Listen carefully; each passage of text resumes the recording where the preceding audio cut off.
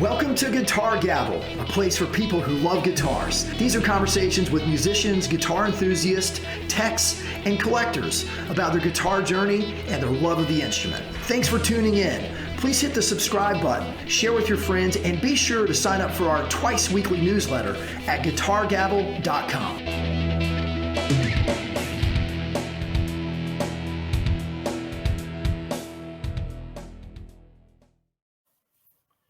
Hey everybody, welcome to the Guitar Gavel podcast. I'm David Still. Thanks for joining in. Thanks for watching. Thanks for taking time out of your schedule. And your time is your most important commodity. It's your most important asset, actually. So thank you for sharing this journey with us. I'm excited to have here today, and we're joking offline, my friend Darko, another LinkedIn buddy who's in Croatia.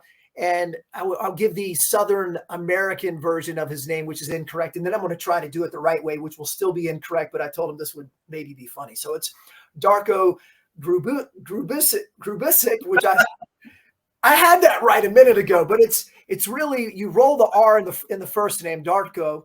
Yeah. And then it's Grubisic. Close. Yeah, you got that right. Right. Okay. For the record, so everyone knows how much of a fool I look like, say first and last name. Hi, everybody. My name is Darko Grubisic.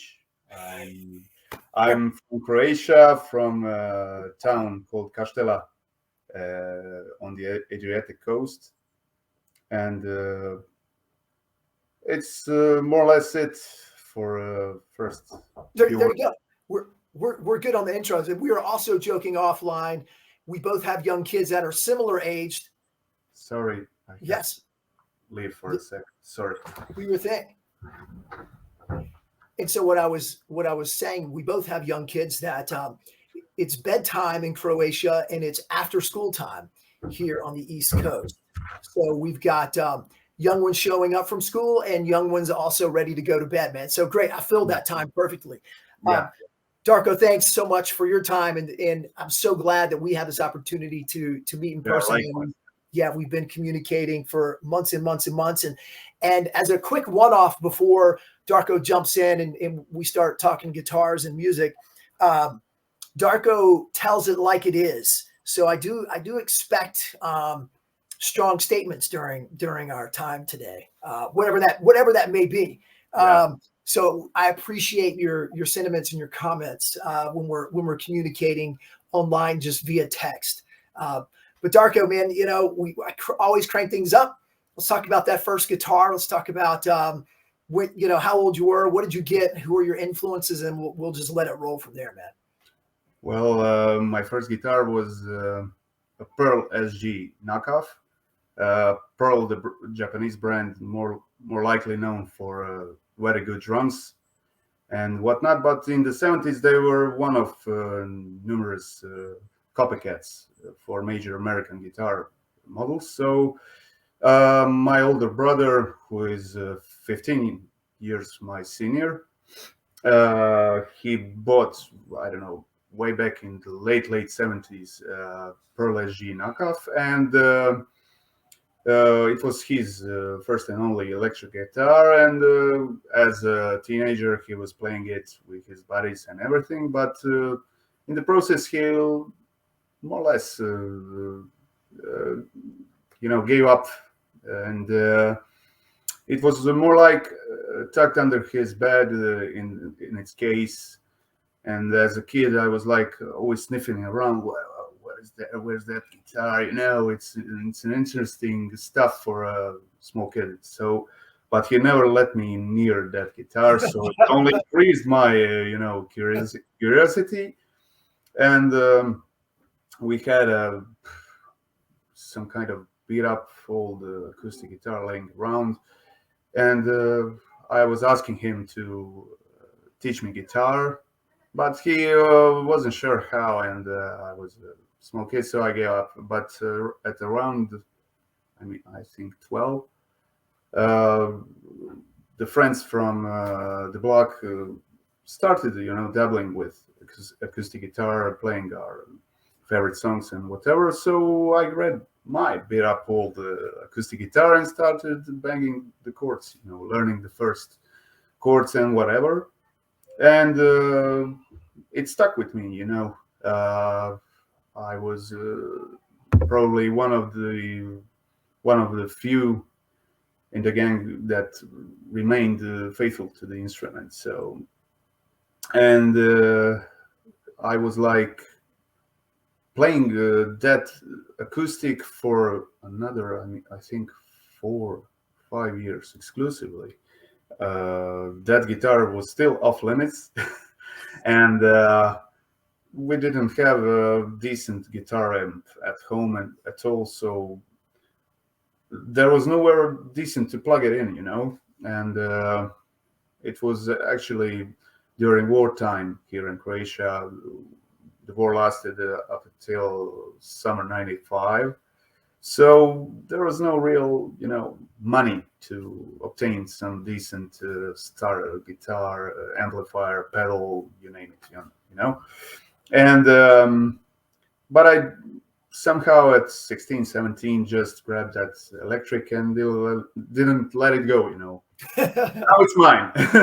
You're done with it. So, and then I started playing, and in a year or so, I got into my first band, which I'm still a part of to this day. So, and that's more or less it, my beginnings. And What when you were a teenager, who were what music were you playing?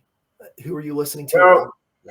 well, as a teenager, I was mostly listening to various forms of metal, thrash, death, heavy metal, whatever, and of course some classic hard rock and similar stuff. Not really music you can perform well on on an acoustic, but I was doing my best, and trying to figure out things, as you all know how it goes with the kids, And my favorite guitarists to this day are Adrian Smith from Iron Maiden.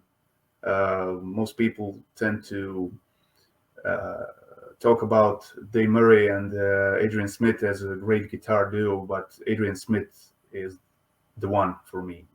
His style of playing is excellent in my opinion. He's a very melodic player. So I would dare to say a Dave Gilmour of heavy metal.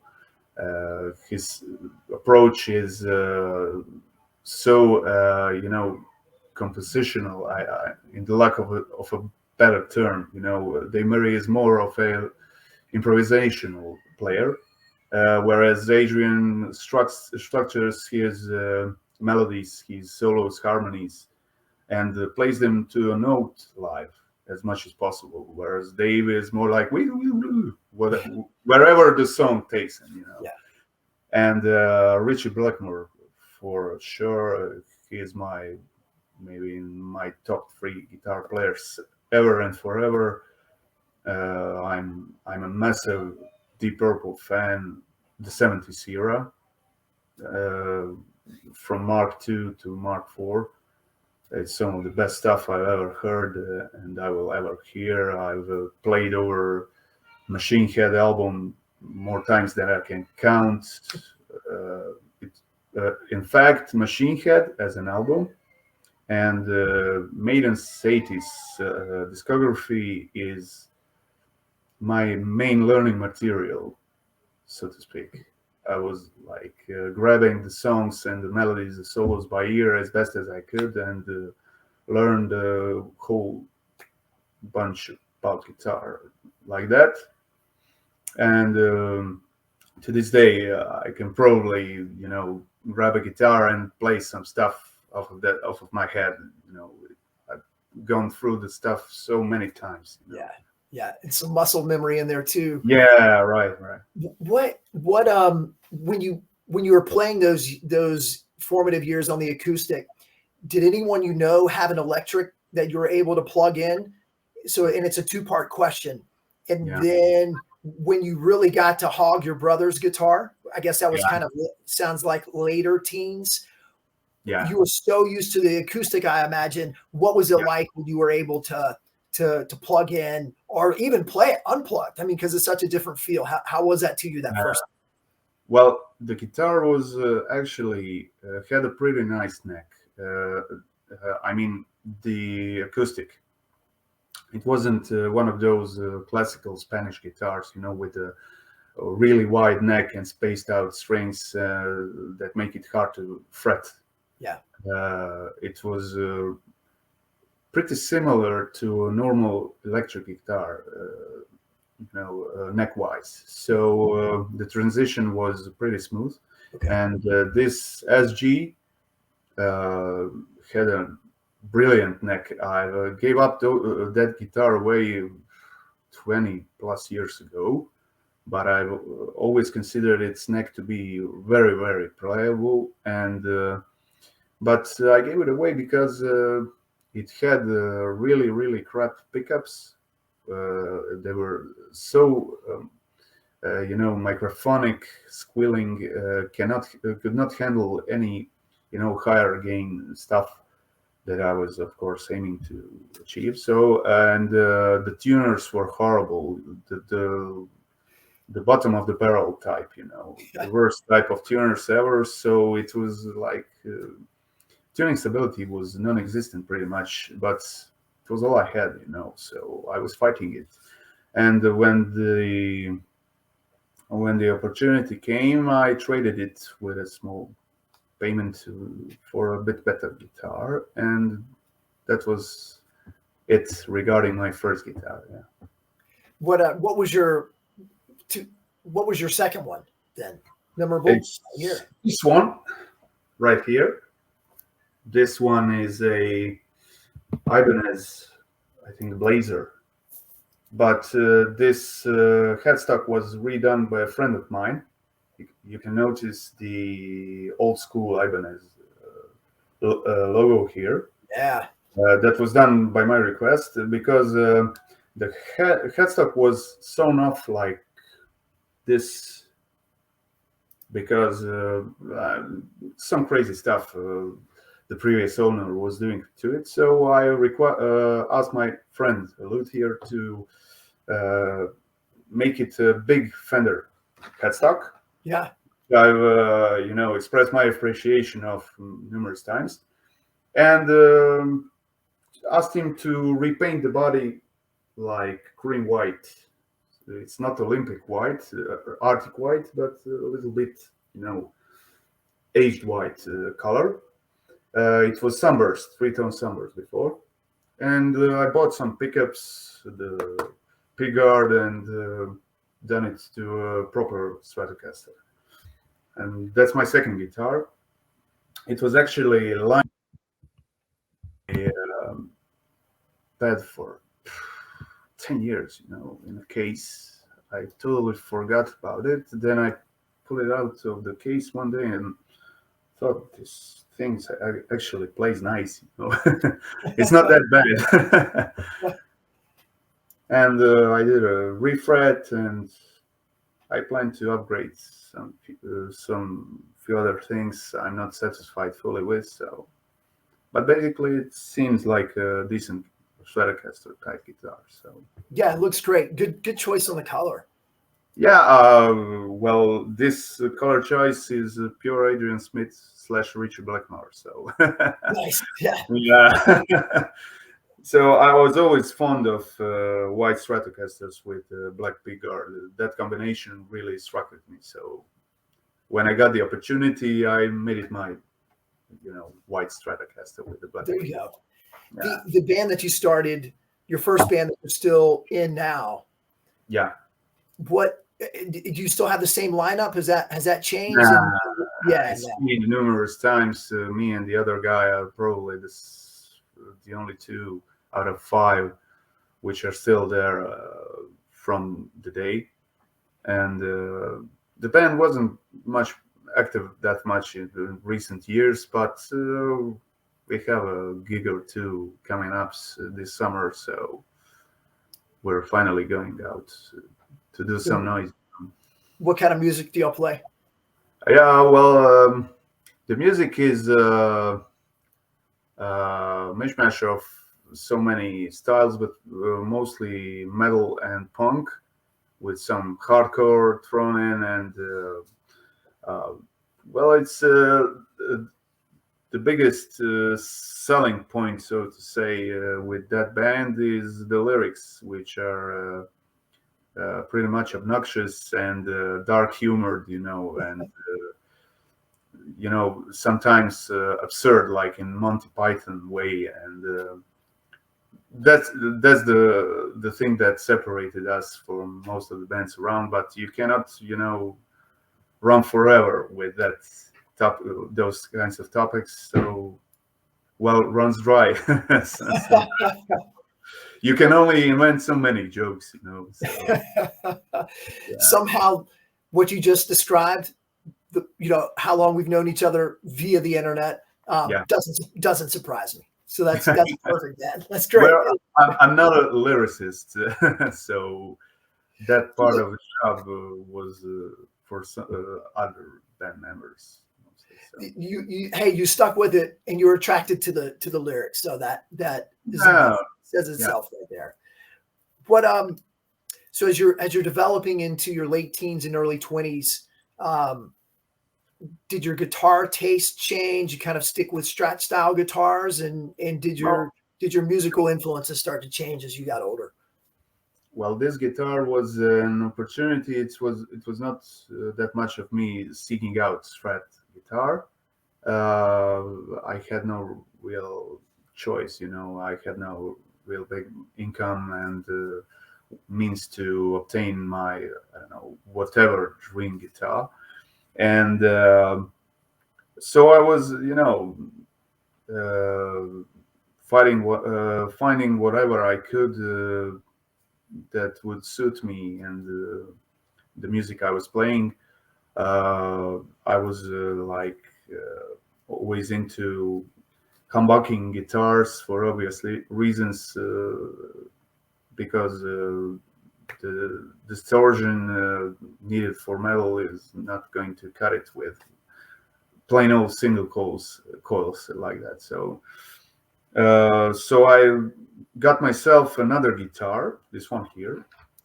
It's a Kramer, but Kramer Baretta, but not the classic one. It's a Korean-made Music Yo guitar dating from '98, and it has a reverse headstock with skull and crossbone tuners. Yes, man.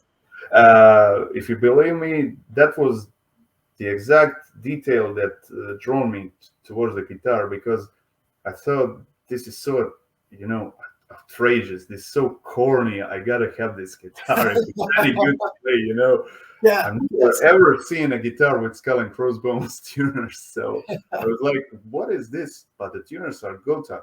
So it's not a crappy tuner. It's a fine Japanese tuner, just with a strange, knobs. That is so awesome. Yes. Yeah, and it's neck through. You can see the neck heel right here. Very comfortable, and 22 frets. But I've essentially changed almost everything on this guitar, except for the tuners. I've refretted it. I've replaced the pickups. Now these are Seymour Duncan Blackouts, which are got for a bargain. This is original Floyd Rose, made by Schaller, Germany. It's awesome, 15 years old. It stays in tune, dead on. Wow.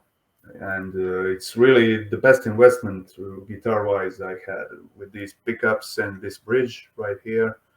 And I had some pretty nice pickups on this guitar by Duncan, by Lawrence, but none of those cut it until I installed these Blackouts actives. Don't know why. I'm not sure what wood is this below the paint. Maybe that the guitar wood is not as good, so actives do bring out the best out of it. So not sure really.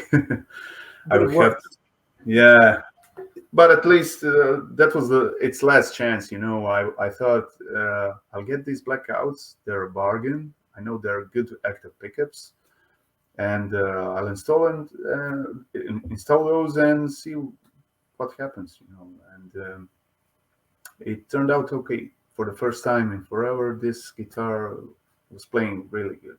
So Is that is that a go-to, an everyday player for you? yeah, pretty much so. Yes, Yeah. it's a good instrument. Yeah. Did the old pickups, did you sell them? Do you still have them? Did you Yeah, I repurpose? sold those. Yeah, yeah. Yeah. I got rid of those and Yeah. stuck with these. So with the band, do you play in some other bands too, or I mean, Yeah, either I've, currently or over the years? I've participated in various combinations, bands, acoustic, this and that. But there's another band called Stimulants, which plays like more or less classic heavy metal, and with some more modern influences and a little bit progressive stylings. And don't know how better to describe the style. And I've been involved with them for I don't know, 17, 18 years, and uh, it's a good band. We never made anything out of it, and never made great tours or whatever. I guess the style is out of fashion pretty much, so you cannot, do that style and expect to be called to all of the festivals and grab the crowds by thousands. So Yeah. Yeah. yeah, but we love what we play, and we consider the songs to be good. We enjoy them, so that's the only thing that matters. I was just gonna say that's all that matters, and somebody shows up to hear you and watch you. So Yeah, some 50 people. Yeah. So for your kids, excuse me, I dropped my pen here. For your kids, your oldest, has the metal influence worn off on that one, or No, not really. Not really. She's more like into um, some more, don't know how to say, finer stuff. But I expose her to everything. I'm not into making my kid a metalhead prodigy per se. So that's not my goal. To terrorize everyone with my music of choice. I mean, I do like wide variety of music from all eras, and I was playing all kinds of music for her as well. And one thing she really got hold of is the Beatles. She's a massive Beatles fan and wow, knows by heart whole of their discography. I mean, my wife and I are always joking how many kids in her school and in the town in general can recognize "Hey Bulldog" by the Beatles, or only a Northern Song, or I don't know what else. And she really enjoys that stuff, and she made me take out my turntable, which I had tucked and stored safely from grubby little hands. yeah, yeah, Yeah, and she was like interested to see the records, the vinyl, and all that. And she was like all into playing the Beatles vinyls I have, and she was spinning them all the time. She really enjoyed it. So turns out she's a little bit of a hipster, maybe. Yeah.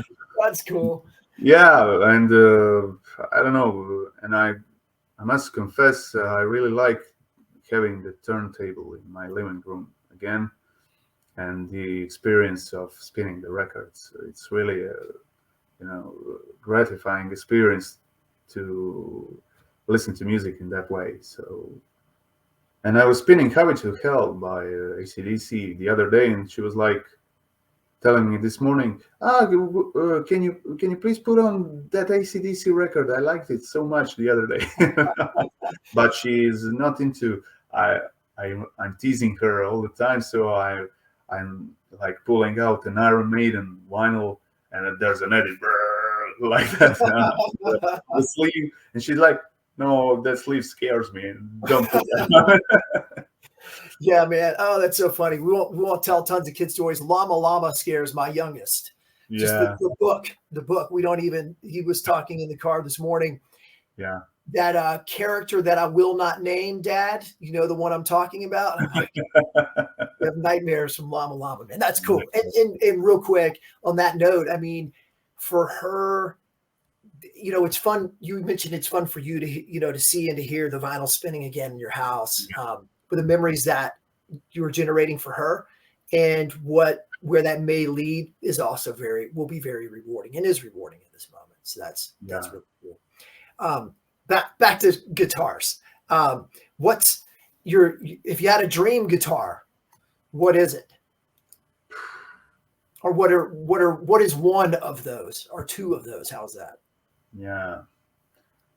Probably an aged white Flying V. I had a Flying V until a few years ago, and I gave it away to purchase my 7-string Schecter, and it was a faded V, so it was a lower tier guitar, you know, still made in USA Gibson, but not the lacquered nice one, you know, the expensive one. But I really like that guitar and the feeling of playing it, and I really dig the shape. I mean, my dream guitars are probably most of the Gibson designs, legendary ones, you know, Firebird, Reverse, the Explorer, all that kinds of stuff, and Les Paul, of course, Sunburst. It's my number one dream guitar, but yeah, it's lots of money to feed that gas, so Yeah, I'm not able to feed that beast. So, dude, the one that the V that you sold for the next one, do you have that with you? next one, you mean? Yes, the 7-string. Yeah, I have it here. Let me just grab it. Yeah, this is Jeff Loomis signature Wow. 7-string with a Floyd Rose. Has EMG 707s here, and it's really a nice instrument. It's a set-in, but with a nicely contoured heel here, almost like it's a neck through. And ever since Jeff and Schecter produced this guitar, I don't know how many years ago, I was like, wow, this thing looks awesome. I really dug the maple neck and the combination of vampire red satin, the color as they call it. And I was like, I gotta have this one day if it's any good, you know. And the opportunity came by. I got it for peanuts, you know, for like $500, Yeah, with the case included. So it was not opportunity not going to be missed. So I got it and got to give away my Flying V to pay for this one. And I'm really satisfied with the guitar. It plays so good, and I've played pop with it, and it's awesome. You know, the cleans, the crunch, plays really nice. You know, it's such a good guitar. I it would does swear everything you need it it does to. everything. Yeah. Is it your go-to? Is that the one? I mean, If I was using it with this singer's backing band because he actually had some down-tuned stuff, you know, where he would riff a bit below E. So I used this guitar with him, and we were playing even "It's My Life" by Bon Jovi, which is like down-tuned to B, and that's the main reason. But it turned out that the guitar is so well suited to the, you know, processed cleans, you know, the chorus and all that, and played really well. Really served me so well, and it's awesome. And I I think this one is a keeper for now. So there you go. That sets it yeah, up. Yeah. What but but I'm still yearning for that Les Paul Sunburst. it'll happen. It's just a matter of time, man. Yeah, I guess so. Patience is the key, they say. That's right. Patience is the key. We're still young guys. Plenty of time. Plenty of time.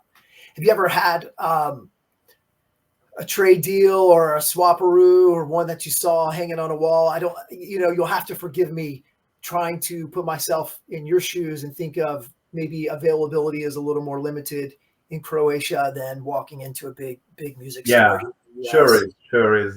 The stuff you and Steve posted, it's unimaginable for me here. And of course, whole of Croatia is like 4 million people. So cannot be compared to any of the larger cities in USA or any larger country. So it's obvious why it cannot happen like that here. Yes. So, but then again, it's maybe a lifesaver. If I got a guitar store, a mega store around here with tens of thousands, dream guitars and amps. Maybe I'll go crazy and Yeah. institutionalized, And this way, I'm like clicking on the internet. This would be nice to have. This would be nice to try. Yeah, someday maybe. And it's all like that. So maybe it's better. Yeah. On that note, and again, forgive me if I'm being naive or ignorant. Do y'all have like a trading platform? Yeah. I mean, Facebook Marketplace. Not really a Facebook Marketplace. Something more similar to Craigslist. You have Okay. that.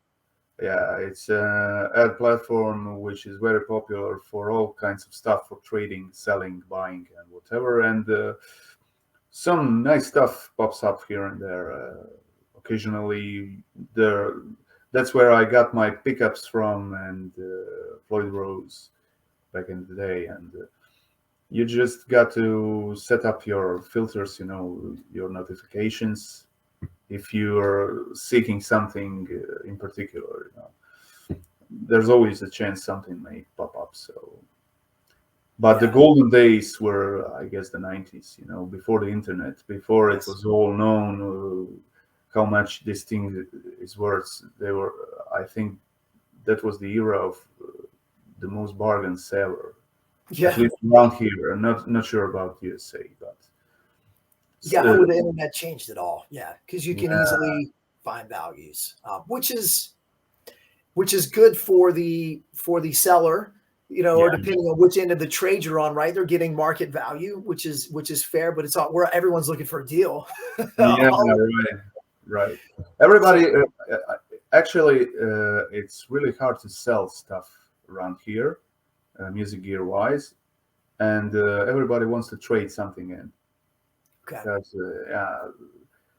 so it's very hard to get the money for your gear around here, especially if it's something more exquisite, more expensive piece of gear. Some kind of Music Man or something like that. Yeah. So people are doing their best and trying. Would you trade this for that and all that? But mostly it never goes. Yeah. Like I'll throw in this chainsaw. Right. The grinding. So going back into past your formative years, but into your 20s and 30s, a couple of different bands. Back in your heyday, before kids, I mean, were you able to play out a lot? And how much time would you spend a week, or a day practicing? I know you also have a real job, but I must admit I was never that much of a practice guy. I was never a virtuoso prodigy that was practicing 8 hours a day and went to bathroom with the guitar.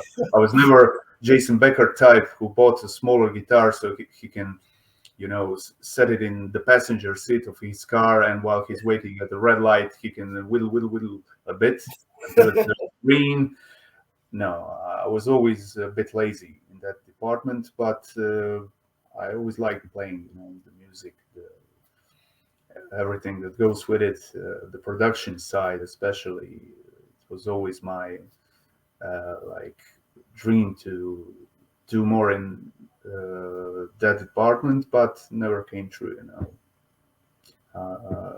So what can you do? But I get a kick out of it, you know, to record something, to produce something, to create something. So I will be back at it as soon as my, circumstances permit. Yes, yeah, Uh, sure. There is a season, man, and we're in child rearing season. yeah, right. Yeah, yeah, That's right. for a few more years, man. Um, would you have any other guitars hidden around you? Nah, Yeah. I'm sorry to disappoint you, but nah. No, you're I not wish I was lying, you know, but no, yeah. Yeah, I, you're not, we don't prep these things before the show, man. We just keep going until we run out of guitars. yeah, So you're playing out some this summer, and I know you've played in some pretty decent sized venues. Just yeah. curious, yeah, what's kind of the biggest audience you've played for, you think? I'd say about 10 to 15,000 people.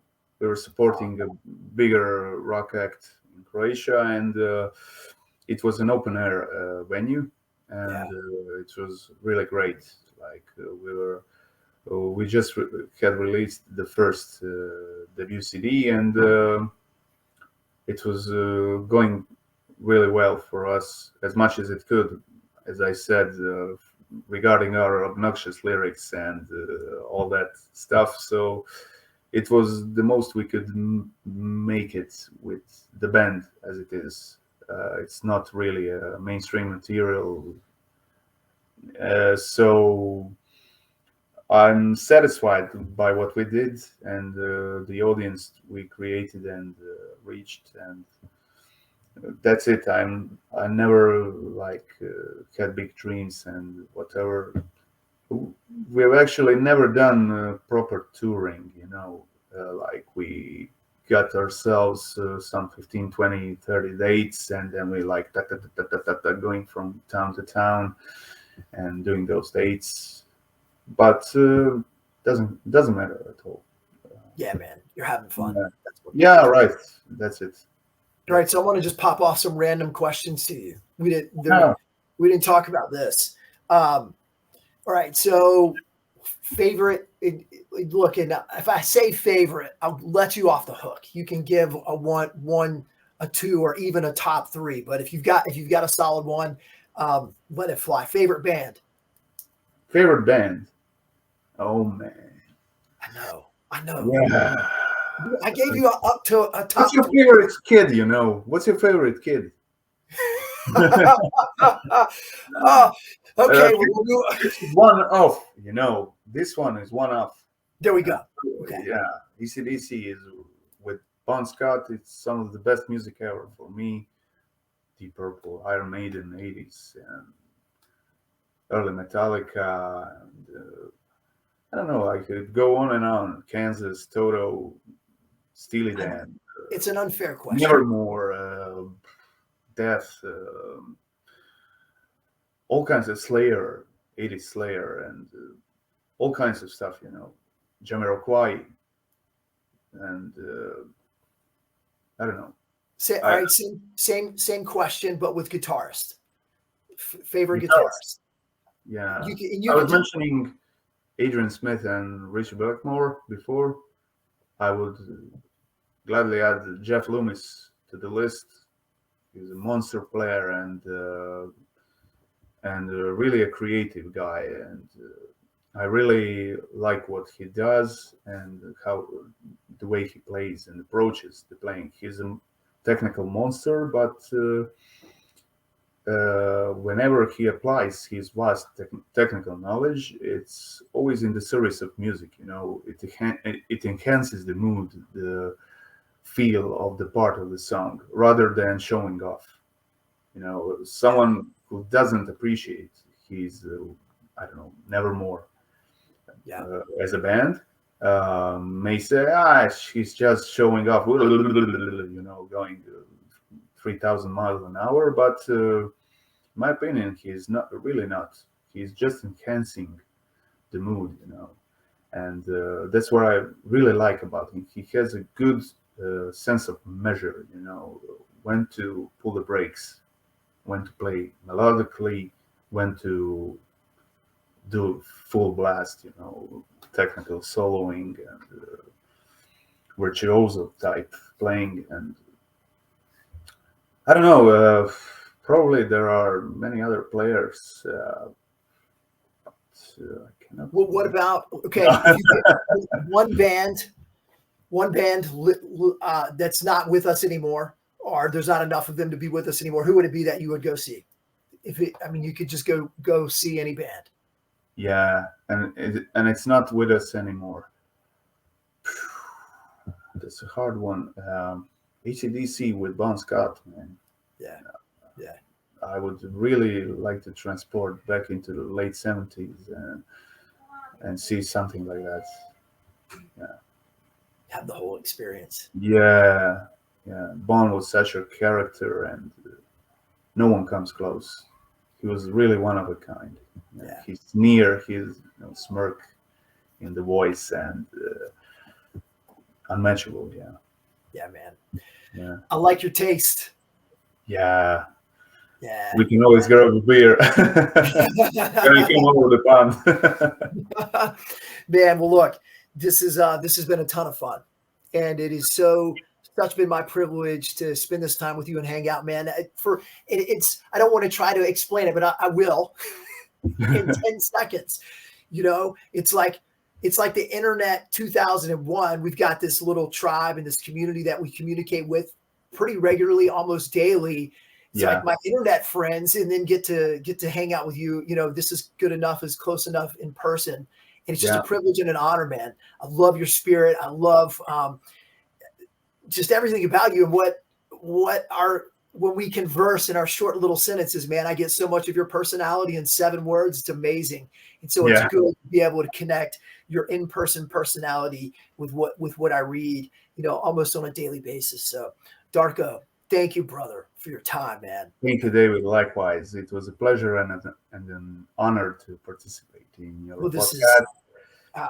I wish you lots of good podcasts, and looking forward to the next ones. Sure, man. Well, listen, thank you. It has been my pleasure as well. I will wrap us up here in a second. Listen, everyone, thanks so much for tuning in. Thanks for watching or listening, whatever platform you're on. If you wouldn't mind leaving a review if you liked what you heard or you liked what you saw. And of course, you can always check out more cool guitar stories at the Guitar Gavel newsletter. You can just go to guitargavel.com and sign up. I would love it. I think you would love it as well. Darko, hold on just a second, man. I'm going to end the broadcast, and we're out. Brother, we'll wrap in just a minute. Thanks, everybody. Bye-bye. Thanks for tuning in to the Guitar Gavel podcast, and a special thanks to Steve Kuykendall for composing this music and being such the great guy and friend that you are. As a reminder, hit the subscribe button and sign up for our twice weekly newsletter at guitargavel.com.